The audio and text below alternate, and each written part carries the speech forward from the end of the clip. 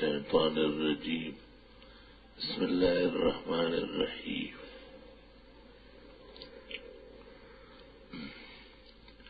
ومن يرغب عن ملة إبراهيم إلا من سفه نفسه ولقد اصطفيناه في الدنيا وإنه في الآخرة لمن الصالحين إذ قال له ربه أسلم قال أسلمت لرب العالمين ووصى بها إبراهيم بنيه ويعقوب يا بني إن الله اصطفى لكم الدين فلا تموتن إلا وأنتم مسلمون أم كنتم شهداء إذ حضر يعقوب الموت إذ قال لبنيه ما تعبدون من بعدي قالوا نعبد إلهك وإله آبائك إبراهيم وإسماعيل وإسحاق إلها واحدا ونحن له مسلمون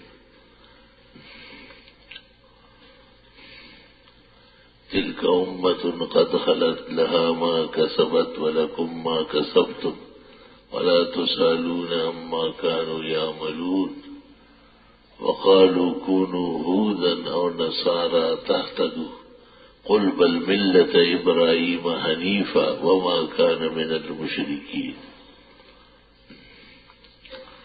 اللهم صل وسلم على سيدنا ومولانا محمد وعلى آله وأصحابه وبارك وسلم عليه. اللہ تعالیٰ نے دین اسلام کو غلط لوگوں سے اور ان کی ریش دوانیوں سے محفوظ فرمایا ہے اور اس کو اپنا دین کہا ہے. ان اللہ اصطفى لكم الدین فلا تموتن الا وانتم مسلمون. دنیا میں بہت ساری چیزیں ہیں اور ان میں وقت کے گزرنے سے تبدیلیاں بھی ہوتی ہیں. اس لیے جگہ جگہ لکھا ہوتا ہے کہ نقالوں سے ہوشیار رہیے.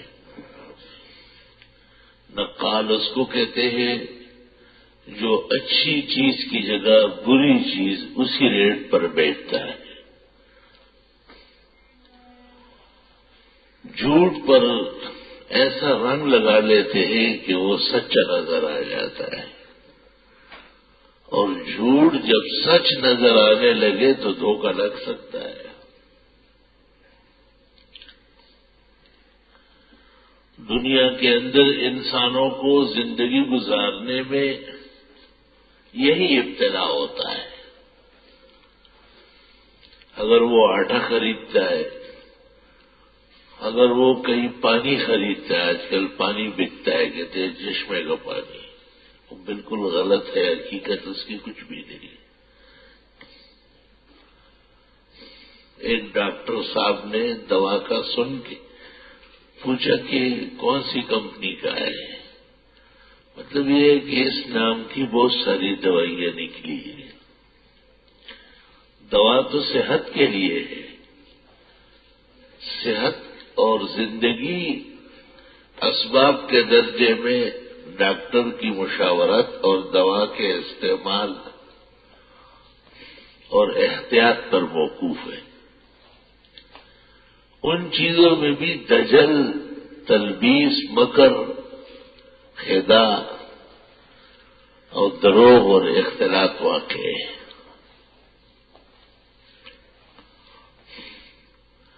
اس سے میں آپ کو یہ اندازہ لگوانا چاہتا ہوں کہ آپ کو پتہ چلے کہ دنیا میں رہتے ہوئے دنیا کی چیزوں کے ساتھ سروکار تو رہے گا.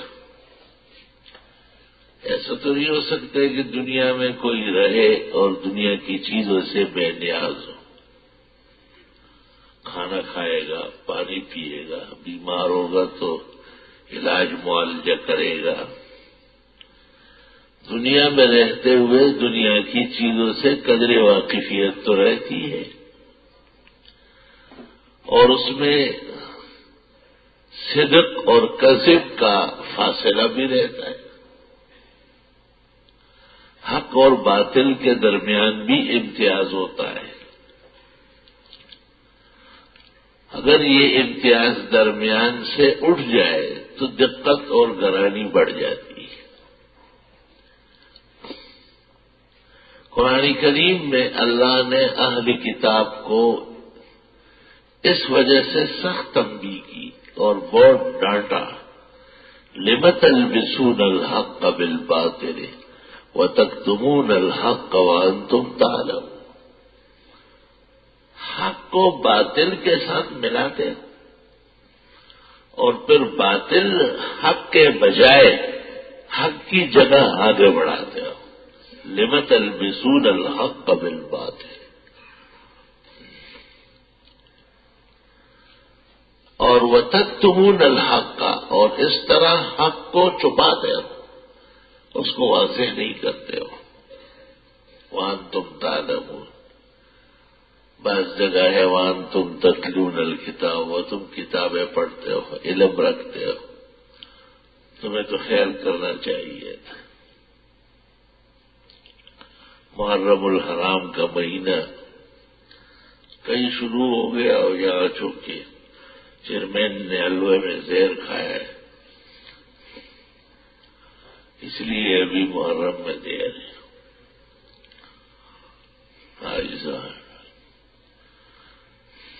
حلوہ خور پارٹی کے لوگ ہیں تو جان جائے لیکن حلوہ کھایا جائے۔ ویسے تو آدمی بیمار ہوتا ہے، لیکن جب پیٹ کی وجہ سے کوئی بیمار ہو کے کھایا اور بیمار ہو گیا، شرم کی بات ہوتی ہے۔ اللہ تعالیٰ نے یہ پیٹ یہاں بنایا ہے، یہ پردے کی جگہ ہے۔ ساگ کھائے، شوربہ پیے، روکھا کھائے، کم کھائے، نہ کھائے، بادشاہت ہے۔ یہ پیٹ اللہ تعالیٰ نے ٹینکی کی طرح ہمارے سر پہ نہیں رکھوائے، جان جائے لیکن اس کو میں نے لبالب بھرنا ہے۔ اور پھر مولوی صاحبان چونکہ حلوے میں بدنام ہے، اور خاص کر بدعتی مولوی، اس لیے وہ اگر حلوے میں بیمار ہو جائے، مطلق انسانیت کو اللہ تعالیٰ صحت دے، مطلق انسان۔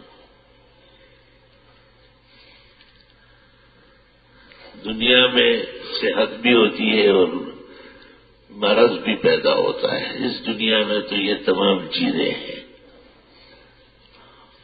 بغیر کسی وجہ کے بھی آدمی بیمار ہو جاتا ہے، امر اللہ ہے۔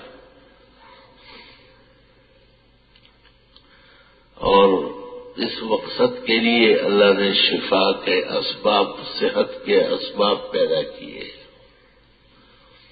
صحت اور شفا کے 3 اسباب ہیں۔ ایک کم کھانا،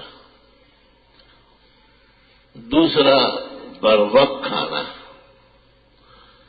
اور تیسرا نامعلوم چیز نہ کھانا۔ ہاں اگر حلوہ ہو تو خیر ہے، وہ تو کہاں سے معلوم کریں گے، وہ حلوہ ہی ہونا چاہیے۔ اس وقت جناب رسول اللہ صلی اللہ علیہ وسلم نے ایک شخص کو دیکھا کہ وہ ڈکارے لیتا تھا۔ آپ نے اس سے پوچھا کہ اگر آپ بیمار ہیں تو طبیب سے مشاورت کریں، اور اگر آپ نے زیادہ کھایا ہے تو آئندہ خیال رکھیں۔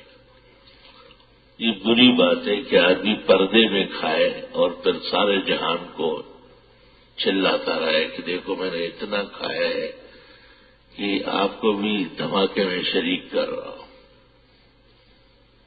نامناسب بات ہے۔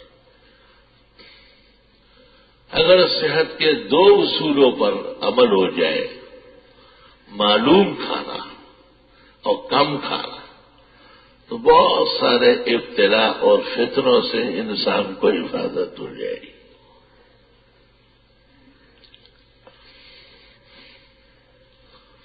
بخاری شریف کتاب الاطعمہ میں ہے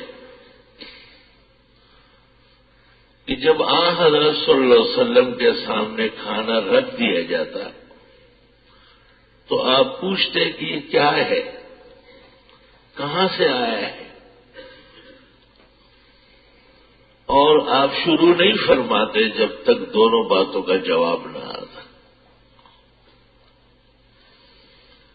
تمہیں ویسے تو ہنسی آتی ہوگی، لیکن جب پیٹ میں درد شروع ہوئے اور پتہ چلے کہ حلوے میں زہر آیا، پھر مزہ آئے گا آپ کو کہ واقعی حدیث شریف میں بجا طور پر آیا ہے.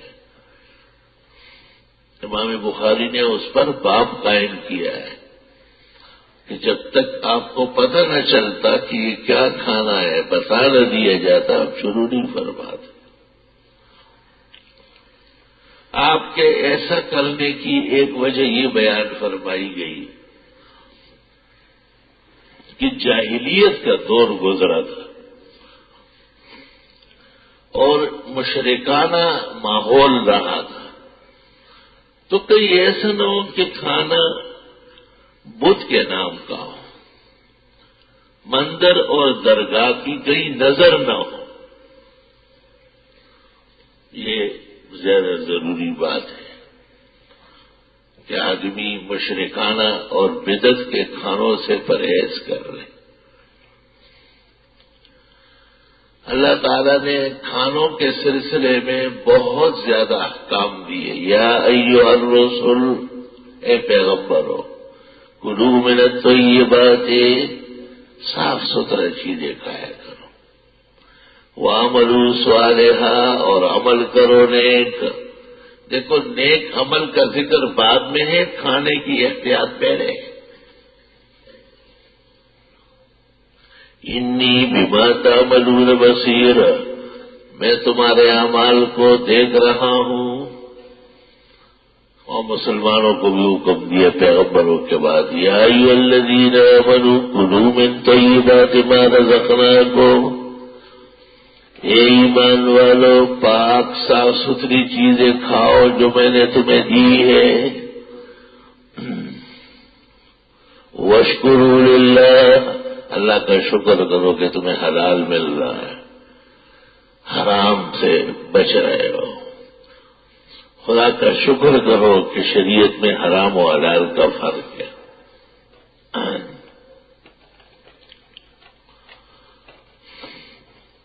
واشکروا للہ ان کنتم ایاہ تعبدون، اگر تم صرف اللہ کی عبادت چاہتے ہو تو صرف اللہ نے جن کو حلال کہا ہے وہ کھاؤ، اللہ تعالیٰ نے جن چیزوں کو حرام کہا ہے ان سے بچو. یہ ایک ضروری مسئلہ ہے کہ جس طرح عقیدے کو ہم الفاظ سے بچاتے ہیں، غلط کلمات نہیں کہتے، اس طرح باطن کو ناجائز سے بھی بچاتے ہیں. بھئی ناجائز صرف درگاہ کی نیاز یا مندر کا پرشاد نہیں. وَلَا تَقْرَبُوا مَالَ الْيَتِيمِ إِلَّا بِالَّتِي هِيَ أَحْسَنُ، یتیموں کا مال کہیں ہڑپ نہ کرو، اس کے قریب نہ جانا، ہاں اس طریقے سے جو ان کے لیے مفید ہو. ان الذین یاکلون اموال الیتامی ظلما،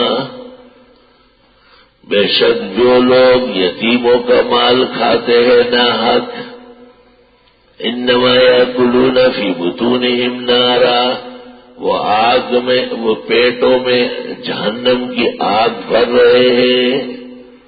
وَسَيَصْلَوْنَ سَعِيرًا، اور غریب آگ میں جا گریں گے.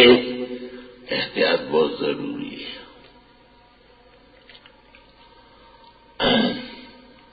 ابوبکر صدیق رضی اللہ تعالیٰ عنہ نے کوئی ایسی چیز کھائی تھی جس پر انہیں شک تھا، تو آپ نے فرمایا اسے طے کر لو. تازی تازی کھائی ہوگی تو انہوں نے حلق میں انگلیاں ڈالی اور اسے واپس پھینکا. علماء کہتے ہیں یہ تکلیف کم ہے، کیونکہ من نبتا لحمہ من سخط فالنار اولی بھی، جس کو ناجائز اور حرام کا گوشت چڑھ گیا جہنم کے ذریعے اس کو گلایا جائے گا، جھلسایا جائے گا. اس لیے احتیاط بہت زیادہ ضروری ہے. اور یہ محرم الحرام کا مہینہ شروع ہو رہا ہے.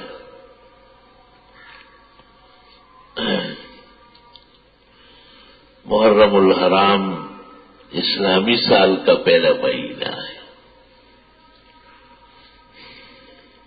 اور اس سے پہلے جو ختم ہو رہا ہے، جس کا غالباً آج آخری دن ہے، ذی الحج، اس کو ذی الحجہ اس لیے کہتے ہیں کہ اس میں حج کا فریضہ ادا ہوتا ہے.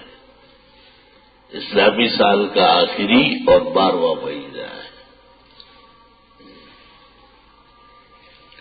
اسلام مکمل نظام زندگی ہے.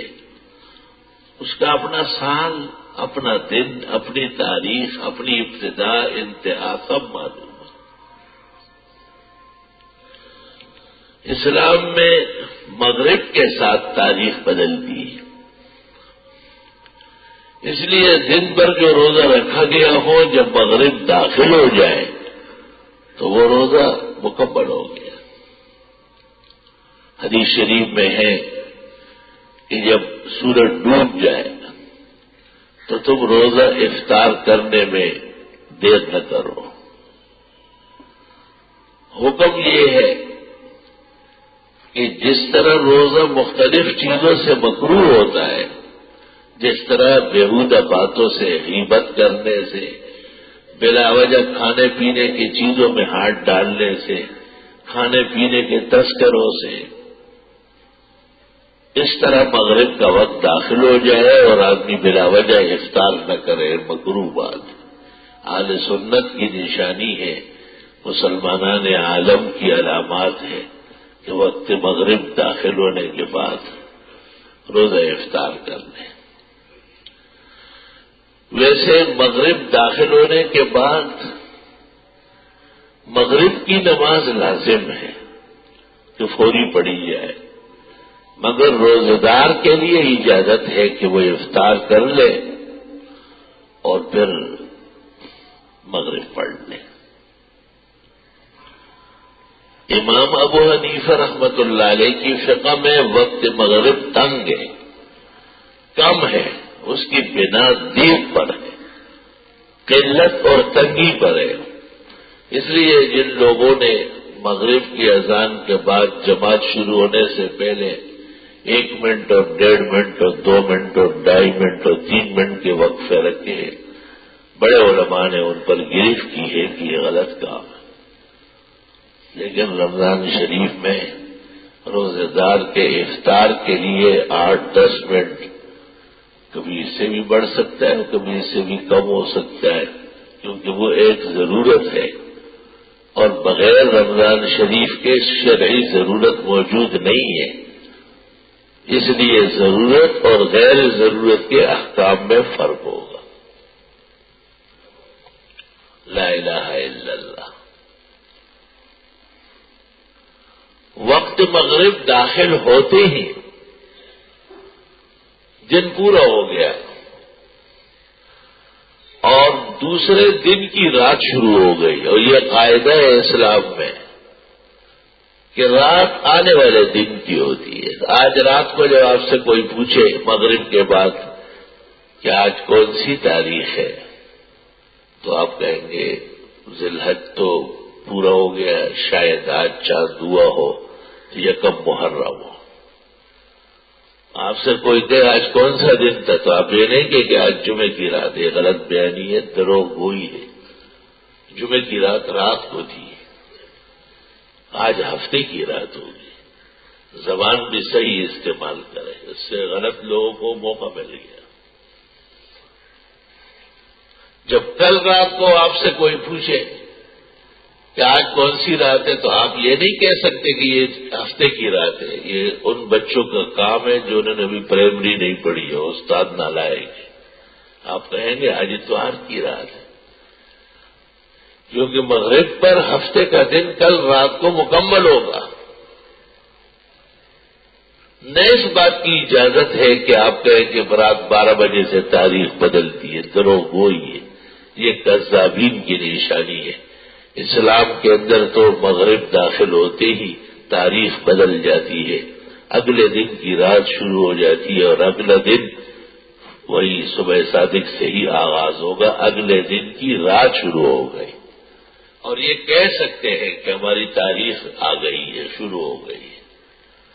الحمدللہ۔ سنت طریقہ ہے کہ آپ کی گھڑی پر بھی اس طرح گھڑی الٹے ہاتھ پر باندھنا سنت طریقہ ہے، دائیں ہاتھ پر روافظ کی علامت ہے اور کم عقل اور فہم والوں کی نشانی ہے۔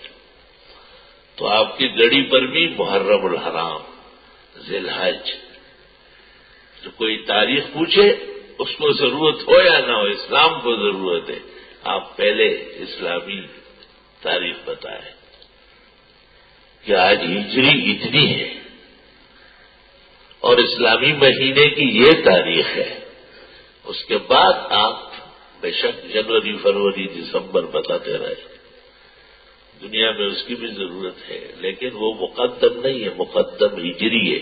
محمد الرسول اللہ صلی اللہ علیہ وسلم نے اور جمیع انبیاء اور مرسلین نے ہجری کا استعمال کیا ہے، قمری کا، چاند کا۔ مغرب سے جو تاریخ شروع ہوتی ہے اس کو قمری کہتے ہیں، چاند، اور رات کے 12 بجے کے بعد بدلتی ہے اور کسی اور وقت تاریخ بدلتی ہے، یہ شمسی لوگوں کا کام ہے، سورج پرستوں کا کام ہے۔ مسلمانوں نے اس کی اجازت تو دی ہے، محل کراہیت، لیکن ہجری پر مقدم اس کو تسلیم نہیں کیا ہے۔ یہ تمام تفصیلات احکام القرآن میں جساس رازی نے نقل فرمائی ہے۔ اس لیے عرض کرتا ہوں کہ عام طور پر اہل علم کے بساط سے یہ مسائل باہر ہو چکے ہیں۔ مکمل نظام زندگی اسلام ہے، مجال ہے کہ آپ دوسروں کی تقلید کریں، حاجت کیا ہے؟ یا ایھا الذین آمنوا ادخلوا فی السلم کافۃ، اے ایمان والو اسلام میں پورے کے پورے آ جاؤ۔ اور اگر کوئی پورا نہیں آ رہا ہے، آدھا تیسرا در بٹیر لڑاتا ہے، تو فرمائے یہ شیطان کا پیروکار ہے۔ وَلَا تَتَّبِعُوا خُطُوَاتِ الشَّيْطَانِ، اور شیطان کے پیروں پہ نہ چلو، إِنَّهُ لَكُمْ عَدُوٌّ مُّبِينٌ، یہ تمہارا بالکل واضح دشمن ہے۔ لا الہ الا اللہ۔ عبداللہ ابن سلام رضی اللہ تعالیٰ عنہ علماء یہود کے سپہ سالار تھے، بہت بڑے عالم تھے، توریت کے اور یہودیت کے۔ اللہ تعالیٰ نے ان کو ایمان کی توفیق دی اور رسول کریم صلی اللہ علیہ وسلم پر آپ نے جب ہجرت فرمائی ایمان لے آئے۔ ایمان کا واقعہ بڑا عجیب ہے۔ وہ کہتے ہیں مجھے پتہ چلا کہ نبی کریم صلی اللہ علیہ وسلم مدینہ منورہ آئے، ہجرت فرمائی، تو میں نے اپنے چند ساتھیوں کو کہا تو ملاقات کرتے ہیں، ہمارے شہر میں نبی آئے ہیں اور کچھ سوالات ہمارے پاس یہودی مذہب اور توریت کی روشنی میں ایسے تھے جن کا جواب سوائے پیغمبر کے کوئی نہیں دے سکتا۔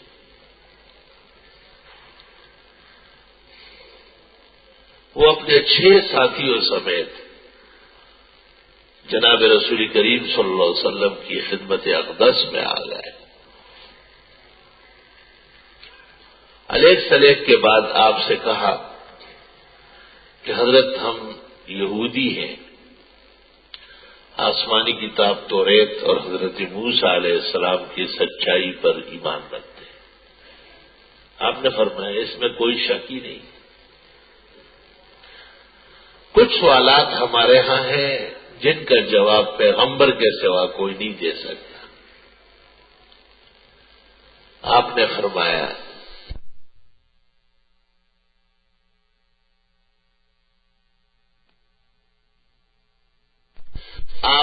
آنے کی بھی اطلاع دی، آپ کے سوالات بھی بتائے، اس کے جوابات بھی بتائے صلی اللہ علیہ وسلم۔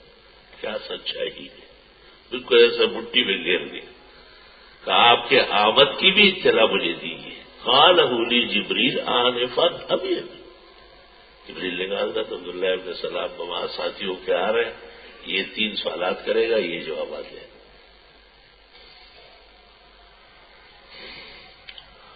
اس نے یہودی خیالات سے کہا جبریل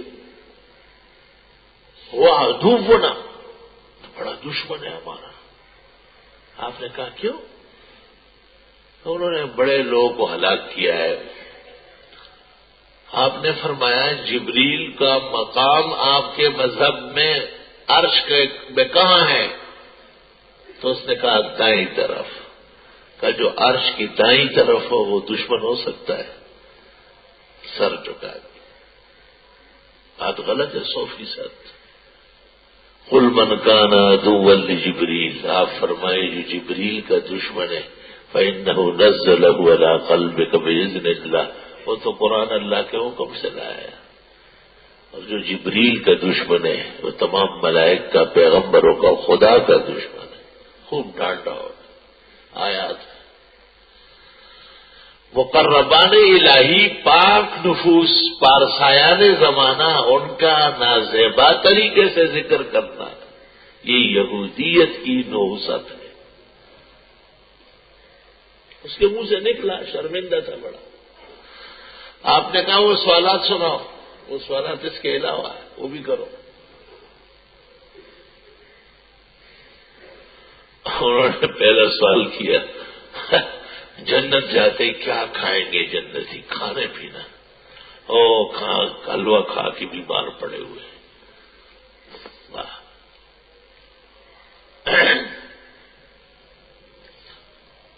آپ نے فرمایا زیادتو کبد حوت، مچھلی کے جگر کے ساتھ ایک جنتی گوشت ابھرے گا، وہ کھلایا جائے گا۔ ولحم الثور، اور گائے یا بیل کا گوشت، دونوں طبیعتیں ہوتی ہیں نا، بعض لوگ چھوٹا گوشت پسند کرتے ہیں، تو چھوٹے گوشت میں پھر مچھلی کا ثانی نہیں ہے، لحمن طریہ۔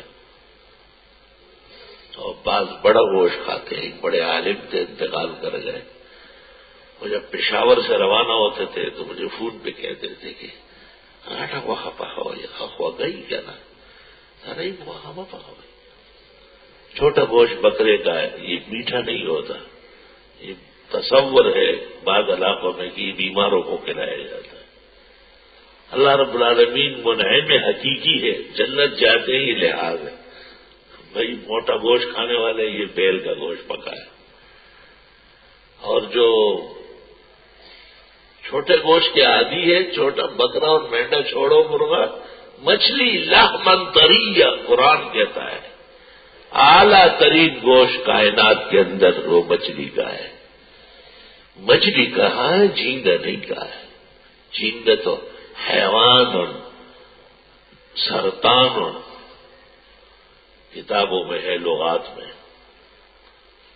اور فقیہ الہند اور محدث الہند،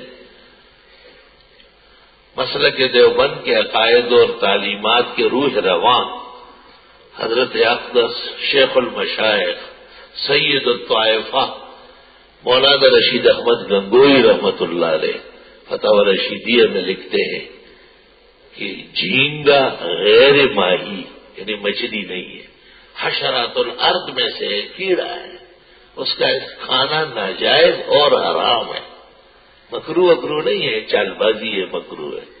مکروہ کیا ہوتی ہے؟ ناجائز اور حرام۔ جی بہت لوگ کھاتے ہیں، بہت لوگ شراب پیتے، تو حلال ہو جائے گی۔ بہت لوگ جانوروں کے خوشیے باقاعدہ بڑے بڑے ہوٹلوں میں ٹک ٹک ٹک ٹک ٹک یہ بیٹھا رہتا ہے غیرتی، کل مگو مسلم، اس کو اتنی شرم نہیں ہے یا معلوم نہیں، غریب، یہ خوف بھی ہے، پتہ ہی نہیں۔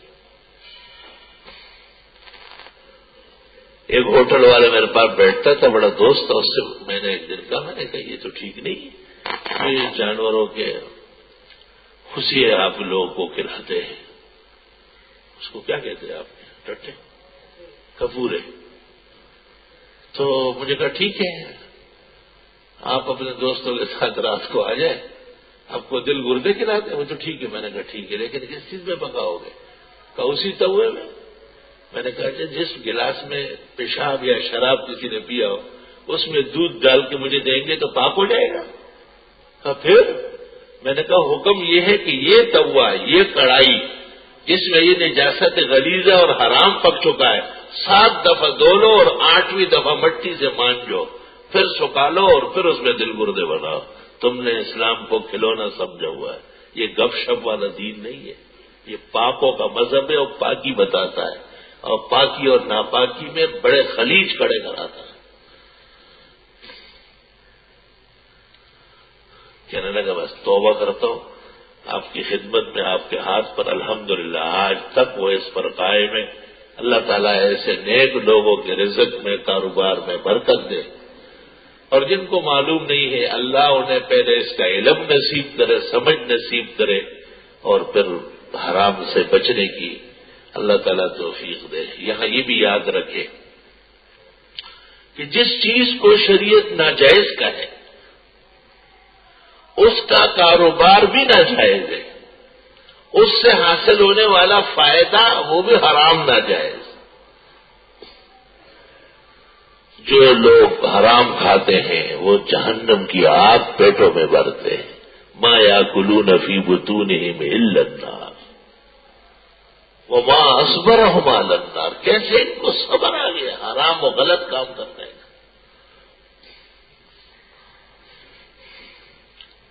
تو جھینگا مچھلی نہیں ہے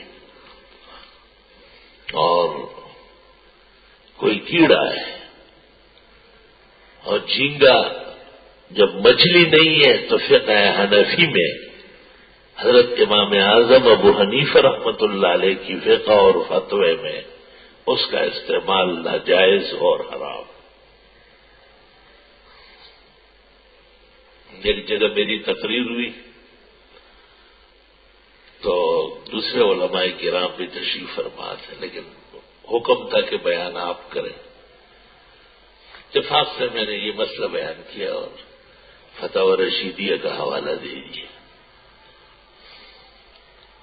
تو ایک عالم سے کسی نے پوچھا کہ جھینگا کھانا مکروہ ہے یا حرام؟ تو اس نے کہا مکروہ ہے. مکروہ ہے. کہا حضرت صاحب کا یہ ذرا تیز چلے گئے، تیز چلے. مجھے پتہ چلا اس لڑکے نے بتایا. میں نے کہا اتفاق سے کل رات کو دوبارہ بیان ہے اور یہ سب موجود ہے، یہ ہوں گے. اسی طرح سوال کرو کہ آپ نے کل کی تقریر میں جھینگے کو مکروہ کہا ہے، حرام کہا ہے، جبکہ اور علماء کرام مکروہ کہتے ہیں. تو میں نے کہا انشاءاللہ ان کو بھی اور سب کو فائدہ ہو جائے گا. مقصد اظہار علم نہیں تھا، مقصد مسئلہ سمجھانا تھا. چنانچہ اگلی رات کو بیان میں پھر پرچی آئی اور پرچی پر لکھا ہوا تھا کہ عام طور پر تو علماء کرام کہتے ہیں کہ اول تو لوگ جھینگا مچھلی سمجھ کے کھاتے ہیں اور پھر جو بچتے ہیں وہی مکروہ کہتے ہیں، لیکن رات آپ نے فلاں بیان میں اس کو حرام کہا ہے. تو میں نے کہا کہ فتاوی عالمگیری 5ویں جلد فصل فی المکروہات، بعد نسخوں میں فصل فی الکراہیہ. قال محمد کل مکروہ عندنا حرام. میں نے کہا چلو ایک اضافہ کر دوں اس میں. میں نے کہا فتاوی عالمگیری کی 5ویں جلد میں مکروہات کی شروع ہو رہی ہے تو 500 فقہائے ہند نے ایک ہی قلم سے لکھا ہے کہ امام محمد نے کہا ہے کہ ہمارے ہاں مکروہ حرام کی قسم ہے. کل مکروہ عندنا حرام. طلبہ جو مدرسوں کے ہیں وہ اس عبارت کا ترجمہ سمجھے کہ مکروہ حرام کی ایک قسم ہے.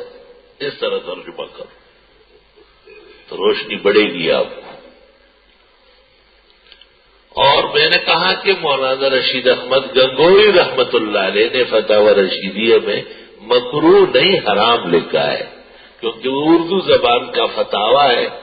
عوام مکروہ زیادہ نہیں جانتے اور وہ سمجھتے ہیں کہ شاید یہ کم درجے کا حرام ہے، وہ مبتلا ہو جاتے ہیں. ان کو صاف کہو کہ یہ حرام ہے تاکہ بچے ہو. اور میں نے صفحہ سنایا کہ صفحہ 154 الحمدللہ. چنانچہ ان بزرگوں نے اور علماء کرام نے بھی شکریہ کے ساتھ قبول کیا اور فرمایا کہ بڑی خوشی ہوئی. انشاءاللہ ہم بھی اپنے اپنے ہاں اعلان کریں گے اور فتاوی رشیدیہ اور فتاوی عالمگیری کے حوالے سے اعلان کریں گے. میں نے کہا حوالے تو بہت ہیں، اتنے حوالے لگا لوں کہ انبار بھر دوں. مثلا فقہا کہتے ہیں کہ مکروہ تو ایک آدھ دفعہ فعل ہوتا ہے، جب اس پر اصرار اور مداومت ہو تو مکروہ حرام بن جاتا ہے. اور مکروہ تو اس وقت تک ہے جب تک پتہ نہ ہو. جب علم حاصل ہو جائے پھر مکروہ نہیں رہتا بلکہ حرام ہو جاتا ہے. اور مکروہ تو بار حکم کے ہیں، احتیاط میں اور بچنے میں تو حرامی کا درجہ ہوگا. اور جب دو چیزوں میں معارضہ ہو جائے، جائز ناجائز، تو قاعدہ یہ ہے کہ ترجیح ناجائز کو ہے، کیونکہ حرام اور ناجائز سے بچنا یہ فرض ہے. کسی جائز چیز کا استعمال ضروری نہیں ہے. مثلا گوشت بکرے کا، مینڈے کا، گائے کا، بھینس کا، اونٹ کا، مرغی کا، مچھلی کا، اس کا استعمال کوئی ضروری نہیں، اختیاری ہے. لیکن جہاں پتہ چل گیا کہ یہ چیز ناجائز ہے اس سے بچنا فرض ہو جائے. اس لیے کہتے ہیں کہ اگر کوئی معاملہ سنت اور بدعت میں دائر ہو جائے تو پھر بھی چھوڑنا ضروری ہے، کیونکہ ہر غیر موقت سنت کا ارتکاب ضروری نہیں، لیکن ہر بدعت سے بچنا فرض ہے. بدائع الصنائع، فتاوی شام، ہندیہ، بزازیہ، قاضی، تمام ہمارے مؤلفات معتبرات بھرے پڑے.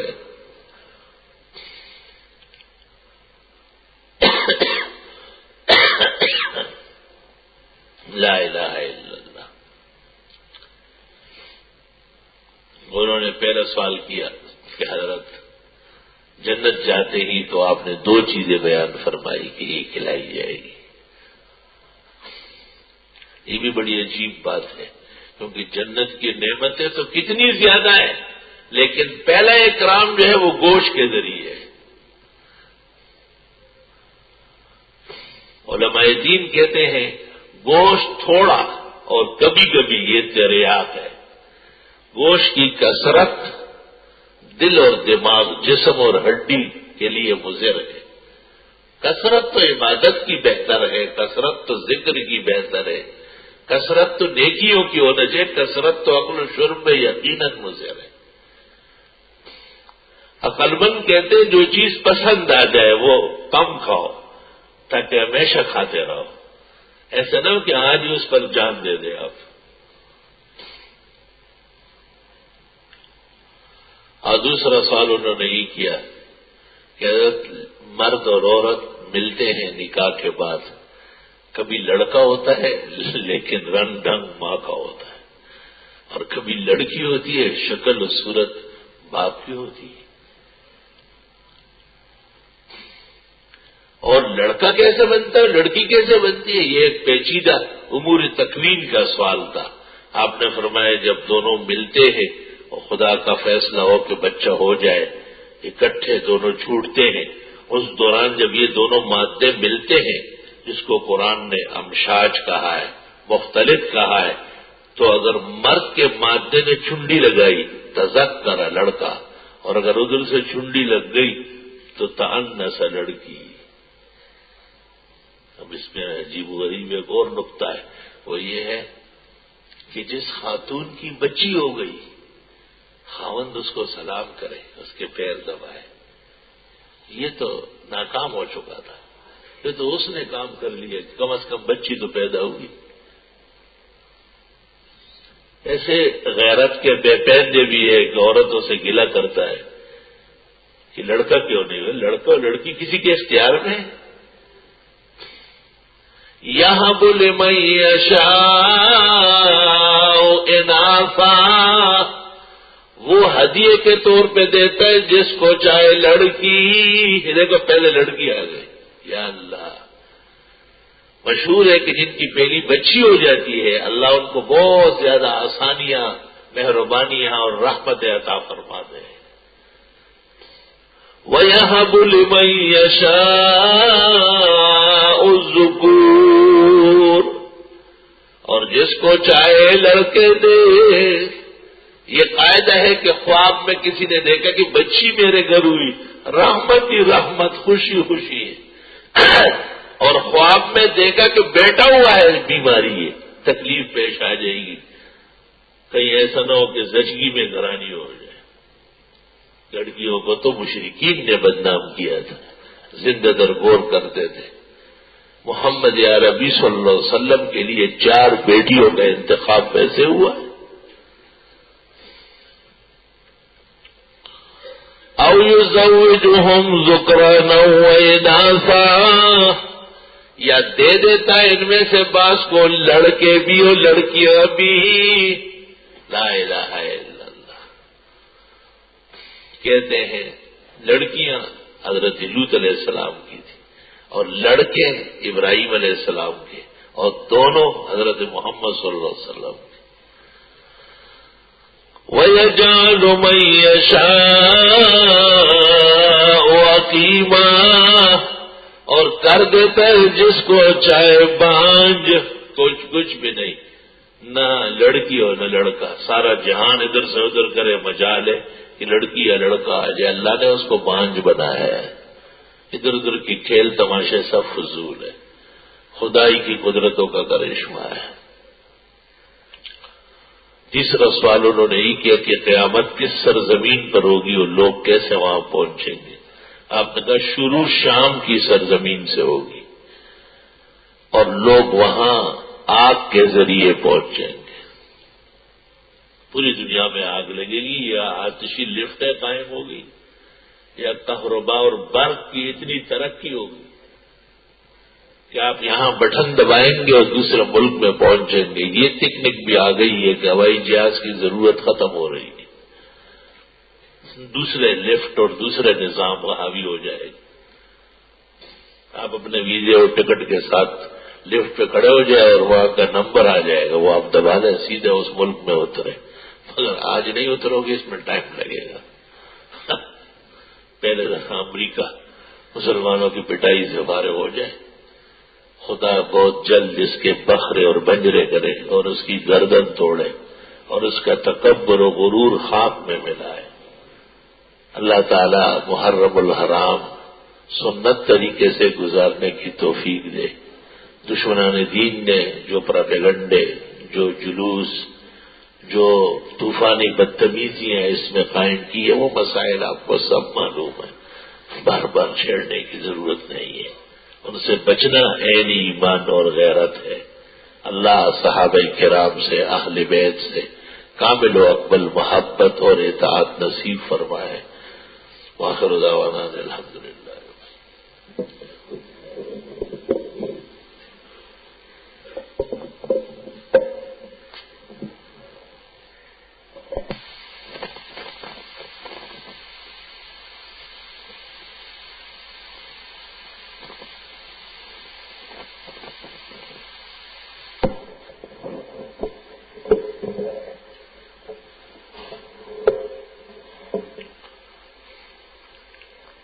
احمدک حمد الحامدین واشکرک شکر الشاکرین وصلی اللہ وسلم علی رسولہ الکریم ونبیہ الامین وعلی آلہ واصحابہ اجمعین۔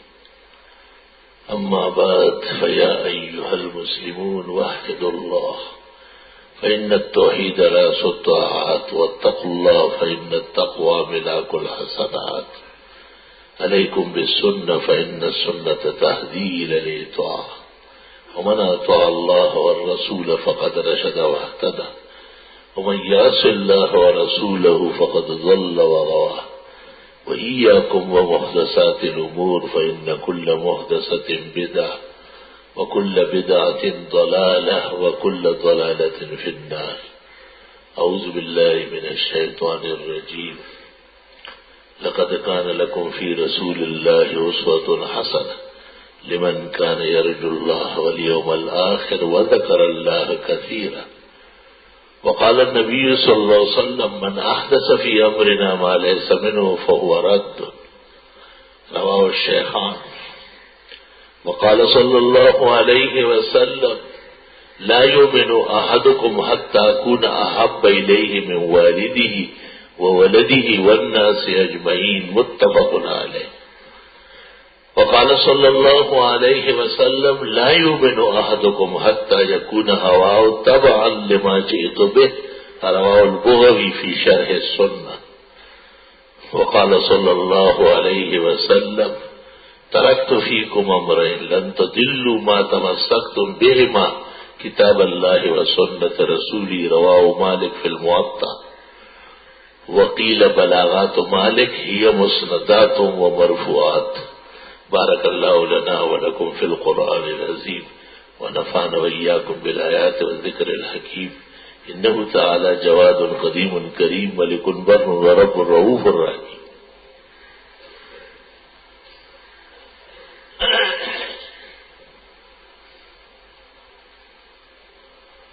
الحمد لله جل وعلا وصلى الله وسلم على رسوله المصطفى ونبيه المجتبى وأمينه على وحي السماء وعلى آله النجبى وأصحابه الأتقياء أفضل الخلائق بعد الأنبياء ومن بهديهم اقتدى وبآثارهم اقتفى من المفسرين والمحدثين والفقهاء إلى يوم الجزاء. أما بعد فقد قال النبي صلى الله عليه وسلم لو كنت متخذا غير ربي خليلا لاتخذت أبا بكر خليلا ولكن خلة الإسلام أفضل. رواه البخاري.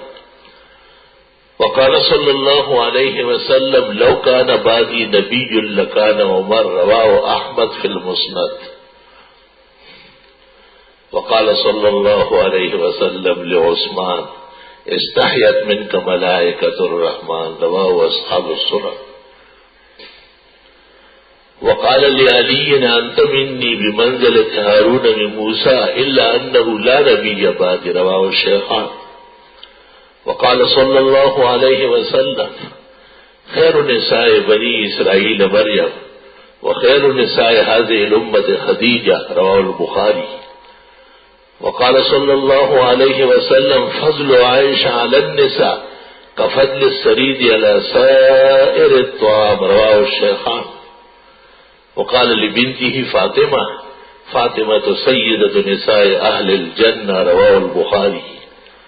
وقال صلى الله عليه وسلم لا تسبوا أصحابي فإن أحدكم لو أنفق مثل أحد ذهبا ما بلغ مد أحدهم ولا نصيف. رواه البخاري. إن الله يأمر بالعدل والإحسان وإيتاء ذي القربى وينهى عن الفحشاء والمنكر والبغي يعظكم لعلكم تذكرون.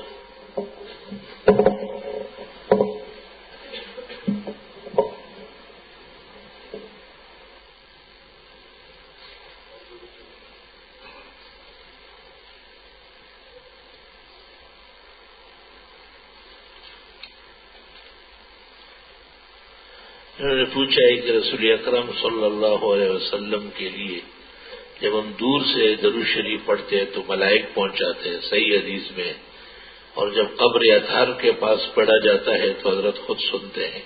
حیات الانبیاء برحق ہے اس درجے میں.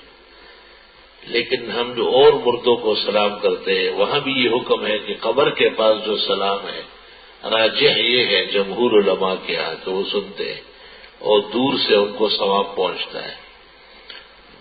جب کوئی شخص کندار کے اڈے میں اپنی تجارت کرتا ہو اور خریدار کفار فوجی اور غیر ملکی وغیرہ کیوں نہ ہو، کیا یہ کام جائز ہے؟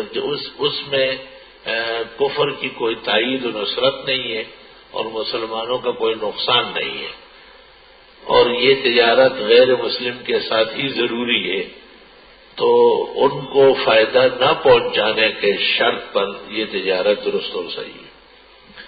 کیا حضرت مولانا طاہر پنجپیری صاحب ہمارے مسلک دیوبند میں سے تھے. شیخ القرآن حضرت مولانا محمد طاہر صاحب پنجپیری نور اللہ مرقدہ دارالعلوم دیوبند کے فاضل بڑے اونچے علماء میں سے، قرآن کریم کے ماہرین میں سے تھے. مفتی صاحب داڑھی تو واجب ہے، برائے میں اس کی دلیل ہمیں عنایت فرمائے. پیغمبر کا حکم واف اللحا، داڑھی بڑھاؤ. الامر للوجوب ما لم تقم قرین علی خلافہ، امر وجوب کے لیے ہے جب تک کہ اس کے خلاف نہ پایا جائے. مفتی صاحب کیا 10ویں محرم کو بھی شادی کرنا جائز ہے؟ کہتے ہیں کہ 10ویں محرم کو کربلا کے میدان میں حضرت حسین نے خود بعض بھتیجوں اور بھتیجیوں کا نکاح پڑھایا ہے شہادت سے پہلے. اور چونکہ اس مہینے میں خوشیاں یا اس قسم کے واقعات لوگ برا سمجھتے ہیں جو کہ خلاف شرع ہے، ان کے مقابلے میں یہ بات کہی گئی کہ اس مہینے میں یا 10ویں تاریخ کو سنت کا اہتمام سنت طریقہ ہے.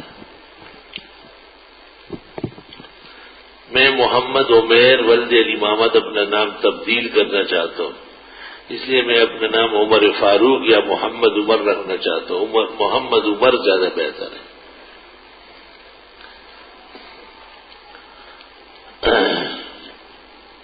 اللہ تعالیٰ آپ کو جزائے خیر عطا فرمائے. دعا دیے، آپ سے ہم سب نہایت مستفید ہو رہے ہیں.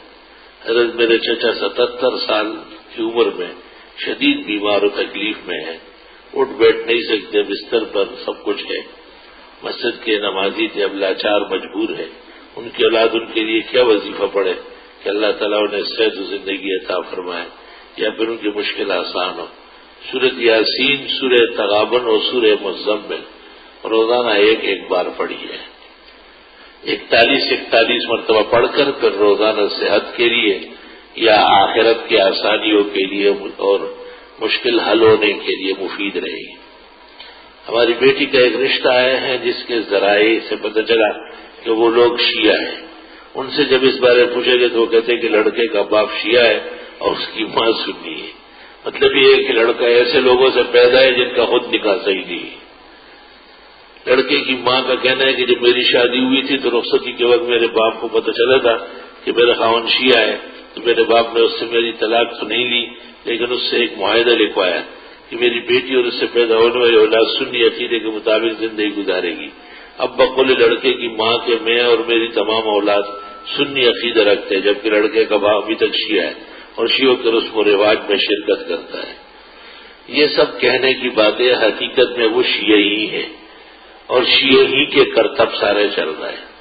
اب ہمارے رہنمائی فرمائے کہ ایسے لڑکے کو رشتہ دینا ناجائز اور حرام ہے، غلط ہے. حضرت کیا نشے اسلامی سال کیا اسلامی سال کی مبارکباد دینا؟ جلال الدین سیوطی نے ایک کتاب لکھی ہے الحاوی للفتاوی کے نام سے، اس میں نئے چاند نئے سال کی مبارکباد کا بھی ثبوت لکھا ہے. میں نے 202 میں حج کیا تھا اور 2002 میں، اور میں آج تک آب زمزم جو 2002 میں لایا استعمال کر رہا ہوں. کیا یہ عمل درست ہے؟ سبحان اللہ. قبر تک پیچھے رہو. یہ اللہ کا احسان ہے آپ پر کہ پتہ نہیں کتنا زمزم لائے تھے 2002 میں. 2000 میں ایک PIA کے افسر نے مجھے کہا کہ ایک ہی شخص 56 زمزمیں لے کے گیا. 56 شاید وہ یہی ہو.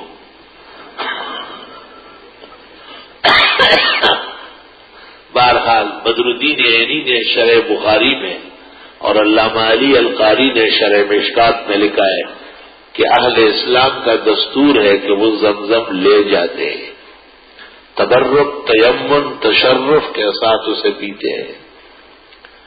اللہ تعالیٰ کا لاکھ لاکھ شکر و کرم احسان اور مہربانی ہے اس عاجز پر بھی کہ 10 سال ہے تقریباً کہ گھر میں باہر دفتر میں سفر میں ہر جگہ زمزم ہی زمزم چلتا ہے. جو ہمارے احباب اور دوست ہیں وہاں اور یہاں وہ پورا کراتے ہیں. ایک بچی جس کا نام شیزہ ہے پیدائش سے ہی معذور ہے، بول نہیں سکتی، اس کا نام تبدیل کرنا صحیح ہے اور کوئی وظیفہ بتایا، شیزہ کا پتہ نہیں کیا معنی تم نے کیا ہے۔ توبہ۔ بخاری شریف میں تو قبل الاسلام بتخانے سے کچھ اشعار حضرت عمر نے سنے، اس میں شیزہ کا لفظ آیا ہے، لیکن اس سے مراد ہے مری ہوئی اونٹنی کی کھوکھلی ہڈی۔ آپ نے بیٹی کا یہ نام رکھا ہے، مجھے پرچی لکھی، جب میں کچھ کہتا ہوں تو کہتے ہیں غصہ ہو جاتا ہے۔ توبہ، خدا تمہیں ہدایت دے۔ تم بھی وہی لوگ ہو جو زندہ درگور کرتے تھے، لیکن کیفیت دوسری ہے۔ موجودی کے عقائد کیا ہے؟ صحابہ اور انبیاء کے بارے میں محتاط نہیں رہے۔ کوئی شخص نیاز کرتا ہے غیر اللہ کے نام پر، جیسے شریف، کیا اس کی بخشش ہوگی؟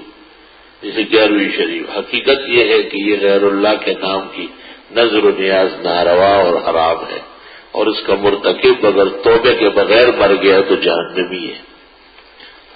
کوئی بھی شیعہ کی نماز جنازہ میں شرکت کرتا ہے، کیا اس کو ایمان جاتا ہے؟ فتویٰ یہی ہے کہ وہ شخص دوبارہ کلمہ، تجدید اسلام اور نکاح بھی کرے گا، اور اگر حج کر چکا تھا تو وہ بھی باطل ہو گیا۔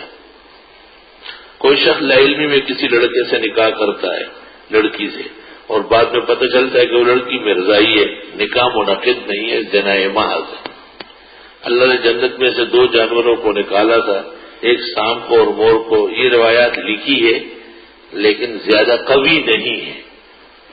یہ وہی واقعہ ہے نا آدم علیہ السلام کے ارتکاب میں اور قربان شجرہ ممنوعہ میں، کہ شیطان نے سانپ کی شکل اختیار کی اور سانپ مور کے پیروں میں لپٹ گیا۔ مور جنتی پرندہ تھا، وہاں پہنچ کر کے اس نے اپنا بیس انسانی شکل میں کر دیا۔ پہلے حوا سے پھر آدم سے گفتگو کی، وقاسمہما انی لکما لمن الناصحین فدلاہما بغرور فلما ذاقا الشجرہ بدت لہما سوآتہما وطفقا یخصفان علیہما من ورق الجنہ۔ بہت سارے مفسرین نے یہ روایات لکھی، اور یہ بھی لکھا ہے کہ سام جو ہے وہ کابل میں اتارا گیا ہے۔ کابلیوں کا لکھا ہے کہ بے وفا پڑے ہوتے ہیں، جیسے سپیرے کی موت سام کے ہاتھ سے ہوتی، اور مور کشمیر سری نگر میں پھینکا گیا ہے۔ کشمیریوں کا حسن معروف ہے، لیکن یہ روایت اسرائیلی ہے اور مسنون اور مسانید یا مرفوعات نہیں ہے۔ تاہم اکابر مفسرین میں سے شیخ الہند مولانا محمود الحسن نے بھی فوائد تفسیر میں نقل کی۔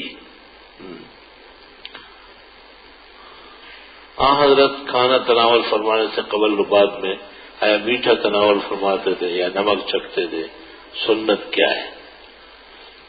بالالتزام اور اہتمام تو ثابت نہیں ہے کہ آپ نے کھانے کے بعد کھجوریں منگوائی ہو یا کوئی میٹھا منگوایا ہو، مشہور اسی طرح ہی ہے۔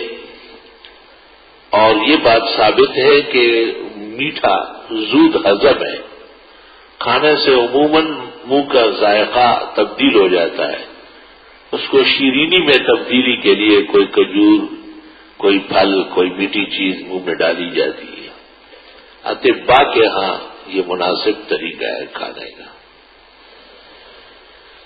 ابو الحسم کے گھر جو آپ تشریف لے گئے ابوبکر عمر سمیت، وہاں تو کھجوریں پہلے کھائی آپ نے، اس کے بعد انہوں نے بکرا کاٹا ہے، پکایا اور آپ نے تناول فرمایا ہے۔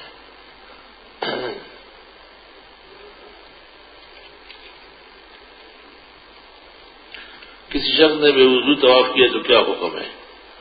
یا تو طواف دوبارہ کر لے، اور اگر طواف زیارت کا تھا یا وہ عجیب تھا، وداع کا تھا، تو پھر دم لازم آئے گا۔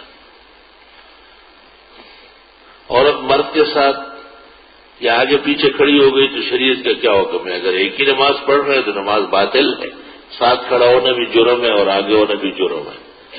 خاتون پیچھے کھڑی ہوگی تو بھلے اپنے گھر میں خاوند اور بیٹے کے ساتھ کیوں نماز نہ پڑھے۔ آخرهن من حیث اخرهن اللہ، انہیں پیچھے کھڑا کرنے کا حکم آیا ہے، یہاں تک کہ گاڑی میں بھی برابر کی سیٹ پر بٹھانا خلاف شرع ہے، پیچھے بیٹھے گی۔ یہی تو ساری باتیں ہیں جو آگے جا کے بگڑ گئی ہے۔ مزدلفہ میں کتنی دیر ٹھہرنا واجب ہے؟ رات وہی گزارنا واجب ہے۔ ہوائی جہاز میں نماز پڑھ لی تو یاد ضروری ہے؟ نہیں، ہوائی جہاز میں نماز درست اور صحیح ہے۔ طواف زیارت میں 4 چکر لگانے کے بعد بے ہوش ہو گیا، طواف مکمل ہو گیا۔ غلطی کرنے پر اپنے وطن میں دم دے سکتے؟ ہرگز نہیں۔ ہدیم بالغ الکعبہ، دم وہاں کعبے تک پہنچانا ہے۔ غیر مدخولہ لڑکی کو خاوند نے 3 طلاق الگ الگ دی، اب خاوند نادم ہے، دوبارہ نکاح نہیں ہو سکتا ہے، مدخولہ ہو یا غیر مدخولہ ہو، 3 طلاق 3 ہی ہے، اور اس کے بعد بغیر امتساس زوج ثانی کے محللہ زوج اول کے لیے ہرگز نہیں ہوگی۔ قرآن کریم سنت چاروں ائمہ متفق ہے۔ ایک شخص صاحب نصاب ہے، اس کے پاس کچھ پرائز بانڈ ہے، کیا پرائز بانڈ پر زکوٰۃ واجب ہوگی؟ یہ مجھے معلوم نہیں کہ پرائز بانڈ مال ہے یا بدل مال ہے۔ عام طور پر تو لوگ اس کو مال کے حکم میں سمجھتے ہیں، اگر یہ مال کے حکم میں ہے تو بے شک اس کے نصاب پر زکوٰۃ آئے گی۔ مفتی صاحب کہتے ہیں کہ اولاد عورت اور پیسہ مرد کے نصیب سے ہے، یہ خواتین والی بات ہے، یہ عورتوں کو لکھا کرو۔ اس کتاب کا نام بتا جس میں لکھا ہے کہ ہندوستان میں انبیاء ہے، یہ معجزات انبیاء نام ہے اس کتاب کا۔ پہلے چپی ہے دارالعلوم حقانیہ کوڑا ہٹک سے، اس کا نام ہے حکیم الاسلام کے جواہر پارے۔ دوبارہ چپی تھی انسانیت کی ترقی کا راز، اب ادارہ اسلامیات انارکلی لاہور نے شائع کیا ہے، یہاں عام مل رہی ہے، اس کا نام ہے معجزات انبیاء۔ اگر دوران جماعت اگلی صف سے کوئی صاحب کسی ادھر کی وجہ چلے جائے تو کیا اس کے پچھلی صف کے نمازی جیا قدم آگے بڑھائے اور صف پر کر لیں؟ یہ درست ہے۔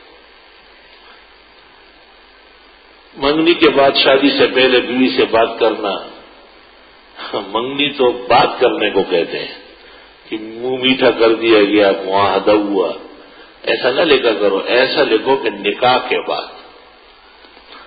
بعض اوقات نکاح ہو جاتا ہے اور رخصتی میں دیر ہوتی ہے، عام علماء کہتے ہیں کہ چونکہ نکاح ہو چکا ہے اس لیے لڑکا اور لڑکی آپس میں مل سکتے ہیں، لیکن اس عاجز اور فقیر کے نزدیک جب تک باقاعدہ رخصتی نہ ہو تو میل ملاپ منع ہے باوجود نکاح کے، کیونکہ ام المومنین حضرت عائشہ کا نکاح 3 سال پہلے ہوا تھا اور رخصتی حضرت صلی اللہ علیہ وسلم کے ساتھ 3 سال بعد ہوئی ہے۔ بخاری اور مسلم میں ہے کہ اس دوران حضرت نے آپ کو اور آپ نے حضرت کو قریب سے نہیں دیکھا اور نہ بات چیت ہوئی ہے، باوجود نکاح منعقد ہونے کے۔ چنانچہ ایک صاحب نے مجھ سے اس طرح پوچھا، میں نے اپنا جواب عرض کر لیا۔ اس نے مجھے کہا آپ کے علاوہ اور علماء کہتے ہیں کہ نکاح ہو چکا ہے، ٹھیک ہے آپ اس پر چلیں۔ 5-6 مہینے بعد آیا اور کہا کہ لڑکی حاملہ ہو گئی۔ میں نے کہا تو پھر گھوڑا خریدے، جلدی کریں۔ کبھی تو رخصت ہی نہیں ہوئی، میں نے کہا پھر گھوڑا گھر کے باہر لگا لیں، اور ان مولویوں کو جا کے گئے جنہوں نے آپ سے یہ کروایا۔ میں تو پہلے کہتا تھا کہ غلط ہے، عزت خاک میں مل جائے گی۔ اول تو اتنی مسافتوں کی حاجت کیا ہے؟ پھر جب لڑکا اور لڑکی صبر نہیں کر سکتے تو رخصتی کس کو کہتے ہیں؟ کسی رات کو ویسے دعائیں خیر کر لے کہ رخصتی، تو یہ تکلیفیں اور پریشانیاں پھر قوم کو پیش آ رہی ہیں۔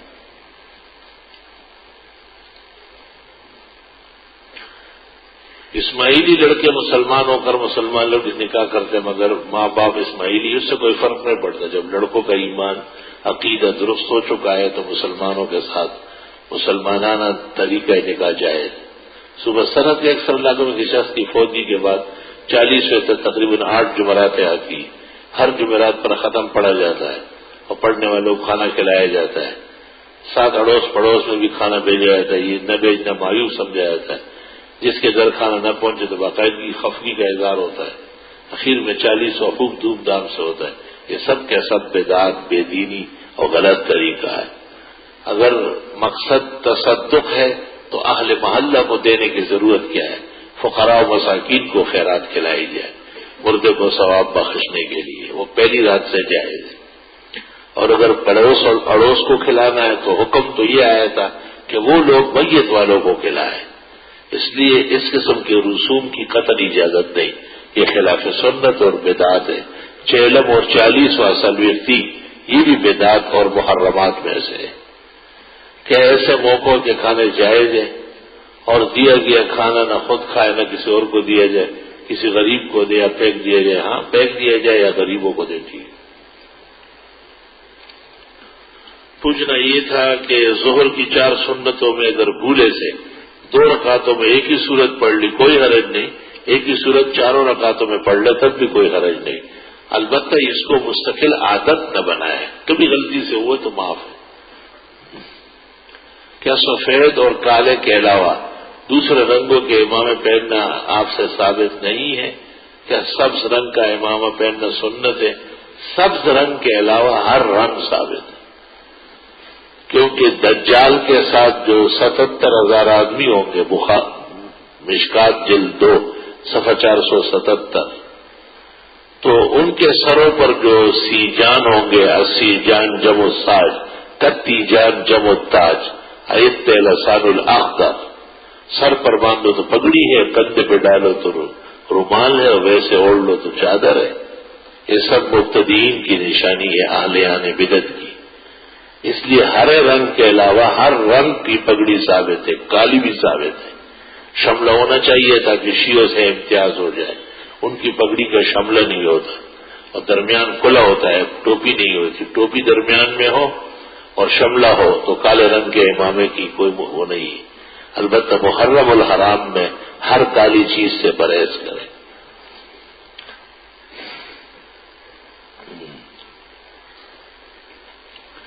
میری بہن کے لیے رشتے تو آتے ہیں لیکن کوئی جواب نہیں دیتے. حق تعالیٰ اپنا فضل شامل حال کرے. عزت کے، خوشی کے، خوشگوار اور پائیدار رشتے اللہ عطا فرمائے. ہم نے تمہارا دن مکمل کر دیا، تم پر اپنے کو تمام کیا. وہ سب کے ایسے ہی کی ضحائن آیات کے نزول کی خوشی منائی جاتی ہے. اس میں کوئی حرج تو نہیں ہے. اللہ فرماتے کہ میں نے تمہارا دین مکمل کیا، تم پر نعمتیں پوری کی، تمہارے لیے اسلام دین چنا. اور اس خوشی میں خود پیغمبر اسلام نے، جس طرح رمضان شریف کے تکمیل میں عید الفطر ہے، اس طرح سنت ابراہیمی اور دین اسلام کی تکمیل میں عید الدعا ہے یا عید الاضحی ہے، کوئی حرج نہیں.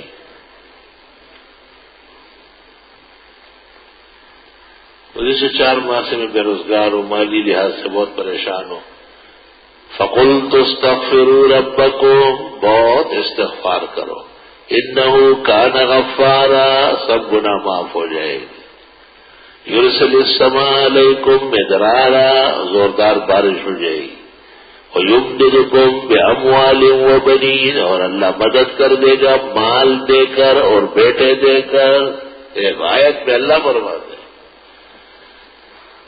وہ عقل والوں کچھ تو سوچو. ویمددکم باموال وبنین، تمہاری مدد کر دے گا اللہ مال دے کر اور بیٹے. وَيَجْعَلْ لَكُمْ جَنَّاتٍ، اور تمہیں باغات دے دے گا. وَيَجْعَلْ لَكُمْ أَنْهَارًا، تمہاری خوشی کی نہریں اور چشمے جاری ہو جائیں گے. مَا لَكُمْ لَا تَرْجُونَ لِلَّهِ وَقَارًا، تمہیں کیا ہوا اللہ سے ان کاموں کے ہونے کا یقین نہیں رکھتے. یقین شرط ہے. اور استغفار کی کثرت، صبح و شام 10 مرتبہ پڑھو. اللہم انی اعوذ بک من الہم والحزن، واعوذ بک من العجز والکسل، واعوذ بک من الجبن والبخل، واعوذ بک من غلبۃ الدین وقہر الرجال. ابو داؤد شریف کتاب الصلاۃ کے اخیر میں ایک شخص خدمت اقدس میں کئی دن بعد آیا. آپ نے دریافت کیا کہاں؟ کہا غموم و ہموم و دیون، غم صدمے قرضے چڑھے ہوئے ہیں. آپ نے کہا واہ، تمہیں ان الفاظ کے پڑھنے کا موقع نہیں مل رہا ہے. صبح و شام پڑھو 10 مرتبہ. چند دن گزرے نہیں دے کے واپس آیا، اللہ سارا قرض چک گیا، ساری پریشانیاں چھٹ گئی، ساری تکلیفیں ختم ہو گئی، صحت خوشی، گھر میں نعمتوں کے انبار لگ گئے. لا الہ الا اللہ، یہ وہ وظیفے جو اللہ نے اور نبی نے دیے، آسمان سے زیادہ بڑے ہیں اور ان کے وزن سے زیادہ قیمتی ہیں، مگر اپنے اندر جذبہ، توکل، توحید، اتباع سنت، اللہ کی محبت اور اس کی حلاوت و لذت پیدا کرنا ضروری ہے.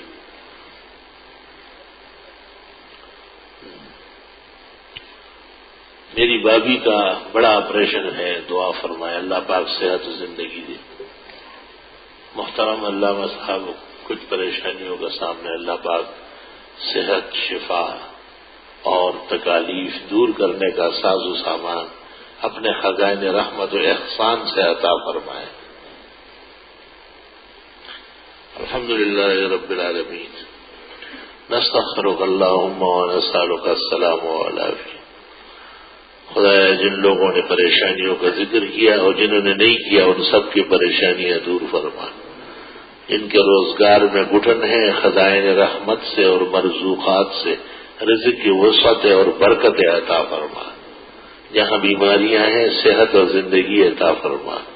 جہاں دیگر خطرات ہیں ہر طرح امن، خوشی، مسرت اور سکون کی وادیاں سرسبز و شاداب نصیب فرما. جملہ حاضرین کی دعائیں قبول فرما.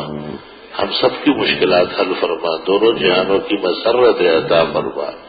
دنیا میں ہدایت پر ثابت قدمی اور آخرت میں اور جنت الفردوس، قبر کے باغات، سوال جواب میں کامیابی، میدان حشر کی کامیابی اور کامرانی، اور رسول اکرم صلی اللہ علیہ وسلم اور انبیاء و مرسلین کے ساتھ اپنے اعزاء احبہ مخلصین محبوبین معتقدین چاہنے والوں کے ساتھ جنت الفردوس نصیب فرما.